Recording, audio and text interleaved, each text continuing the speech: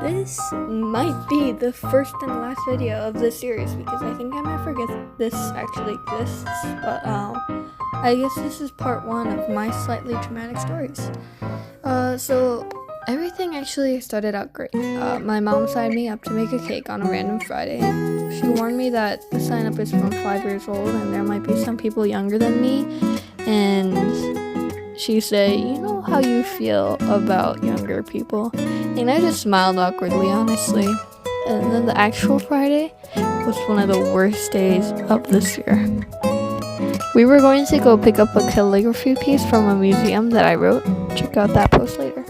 And we were now going to go to the cake making place. I don't know what to call it.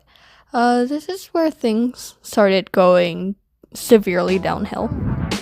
It was the first time my mom was driving to that place, and it was near Costco.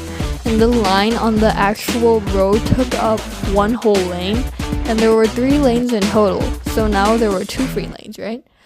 If you can do math. We were going, and the traffic was actually crazy. Everyone was honking with their blinkers on. We were wondering why the traffic was so bad, but then we saw the freaking car crash.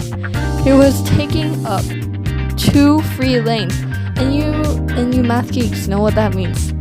All the freaking cars in all the 3 freaking lanes were merging into 1 lane, and my mom was like, crap. That made the time go so slow, but it was already 3:20 or something, and we were supposed to arrive at 3:30. This was not the worst part though. After we arrived into the parking lot, my mom told me to go up first, and I did since I'm absolute trash at finding places. I actually took 5 minutes to find the actual place and found it through a completely unrelated ad showing a map of the place. And since I knew the unit of the place, I found it real quick. And I looked again because I already looked in that path. And I looked and I realized the sign was covered by the freaking Math Academy sign. Dang. I ran into the shop, the bell jingling. Then I just went quiet. Because just look at the room filled with 7 children all looking something between 4 foot or 4'5". I was hoping that there was going to be at least someone my age. Someone a bit younger than me even. But no. There was a room just filled with tiny people. And crap. The person who worked there and was part of the little cooking event they were hosting was making a drink because it was also a cafe. And then I was calling to her hi, excuse me, hi. My voice gets so freaking tiny when it comes to this stuff, also because the parents of the children were staring literal holes into my back. And she didn't hear me, and when she did see me, she asked me what I needed because she thought I was a customer. Yeah.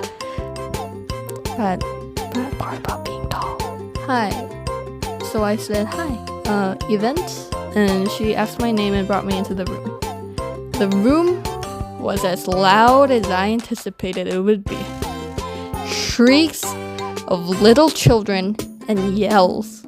The other staff member brought me an apron. Thank you, I say. Quite embarrassed now that I see there is absolutely no one older than me. Crap. I wash my hands and sit down next to a seemingly calm child. Seemingly. While I am making the cake, following the instructions, the kid kept accidentally bumping into my freaking arm. I ruined a piece of the cake because of that.